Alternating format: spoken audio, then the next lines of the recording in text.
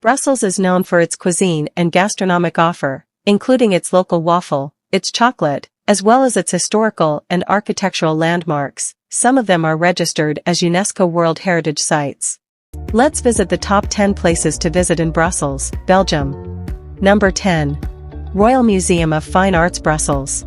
The Royal Museums of Fine Arts of Belgium are a group of art museums in Brussels, Belgium. They include 6 museums. The Royal Museums contains over 20,000 drawings, sculptures, and paintings, covering a period extending from the early 15th century to the present, such as those of Flemish old masters like Bruegel, Rogier van der Weyden, Robert Campin, Anthony van Dyck, Jacob Jordaens, and Peter Paul Rubens, making it the most popular art institution and most visited museum complex in Belgium. The Magritte Museum houses the world's largest collection of the works of the surrealist René Magritte. It's a paradise for the art and museum lovers. Number 9. Abbaye de la Cambre. Abbaye de la Cambre is a historical and architectural jewel in the heart of the Brussels. The abbey is much loved by the people of Brussels, who like to visit it, but also stroll around it and enjoy moments of relaxation, alone or with friends, in the large gardens that border it. It was founded in 1201 by a noble lady from Brussels called Giselle, and entrusted to the nuns of the Citeaux order. The buildings were badly damaged during the Wars of Religion, were rebuilt in the 17th century and redesigned in the 18th century. Certain parts, the Gothic abbey church and cloister, for example, still date back to the 14th century and sometimes even the 13th. Number 8. National Basilica of Brussels.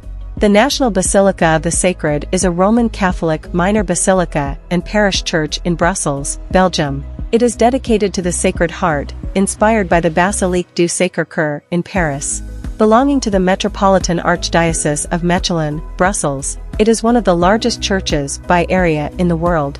Located at the head of Elizabeth Park atop the Kokelberg Hill, between the municipalities of Kokelberg and Ganteren, the church is popularly known as the Kokelberg Basilica.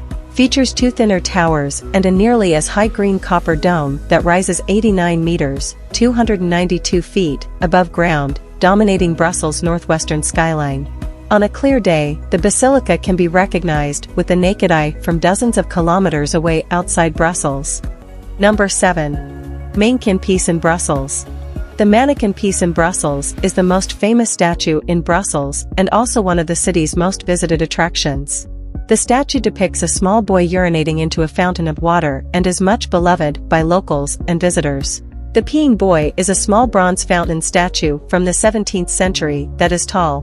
One would not normally call this art piece majestic, but the locals have so many stories and ways of celebrating with this little boy that even the toughest critic would find some fondness for the bronze doll. The legend goes that Brussels was surrounded by enemies who pretended to retreat, but in reality were hiding gunpowder underneath. A little boy named Julian saw the burning fuse and quickly peed on it. Out of gratitude, the city made a statue in his likeness. Number 6. Koutenberg Palace Archaeological Site. The palace was a royal residence situated on the Koutenberg or Coudenberg is a small hill in what is today the royal quarter of Brussels, Belgium. For nearly 700 years, the castle and then Palace of Koutenberg was the residence of the counts, dukes, archdukes, kings, emperors or governors who, from the 12th century to the 18th century, exerted their sovereignty over the Duchy of Brabant and later over all or part of the Burgundian and then Spanish and Austrian Netherlands. The palace was completely destroyed in an accidental fire which broke out on the night of February 3, 1731. Only the underground parts remain today. After several years of recent excavations, the archaeological vestiges of the palace and its foundations are open to the public. Number 5. Grand Palace of Brussels. The Grand Place is the central square of the city of Brussels. All over the world it is known for its decorative and aesthetic wealth. The Grand Place is surrounded by the guild houses, the City Hall and the Maison du Roi. The Grand Place is considered as one of the most beautiful places of the world.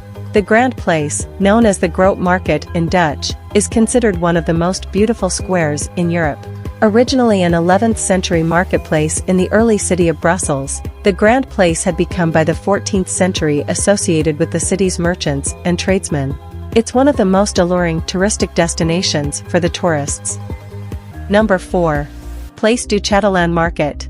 The Châtelain neighborhood is one of the poshest in town and probably as close to Paris as Brussels can get.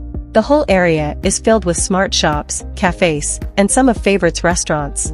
On Wednesdays the main square, Place du Châtelain/Castilian-Splain, turns into an open-air market, where local producers sell pretty much everything from fresh meat, fish and vegetables to cheese, bread, olives, candy, and flowers.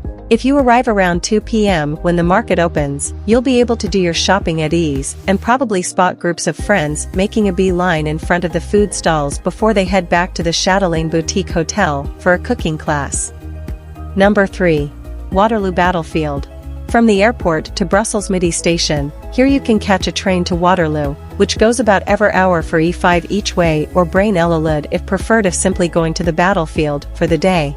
Underground Memorial tells the story of this crucial battle in European history through artifacts from the time and a 3D movie. It's a fascinating experience to be in a place where history was made.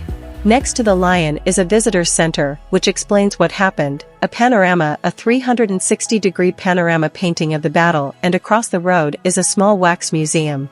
The visitor center is open 7 days a week, all year. It is the site of the Battle of Waterloo, where the resurgent Napoleon was defeated for the final time in 1815. Number 2. Royal Palace of Brussels. The Royal Palace is where His Majesty the King exercises his prerogatives as head of state, grants audiences, and deals with affairs of state. Apart from the offices of the King and the Queen, the Royal Palace houses the services of the Grand Marshal of the Court, the King's head of cabinet, the head of the King's military household, and the intendant of the King's civil list. The Royal Palace also includes the staterooms where large receptions are held, as well as the apartments provided for foreign heads of state during official visits. It is completely free to explore the square, although you'll have to fight the crowds. In order to access the museums and tower, you will have to pay a very nominal fee. Number 1. Atomium of Brussels. Atomium is the real symbol of Brussels. It symbolizes the atomic age and the peaceful use of the atom in our time. The building was designed by architect André Waterkeen, and the construction was led by architects André and Jean Pollock. The structure height is 102 meters. Monument contains 9 large balls. The Atomium is also a cultural place. Over half of the route is dedicated to exhibitions with themes about Belgium and digital arts. The Atomium represents a single unit of iron crystal magnified. There are 9 spheres representing atoms, which are connected by tubes with escalators and lifts. Each sphere is about the size of a large apartment. It is a must-visiting place if you travel Brussels. Thanks for watching. Please don't forget to like, share and subscribe.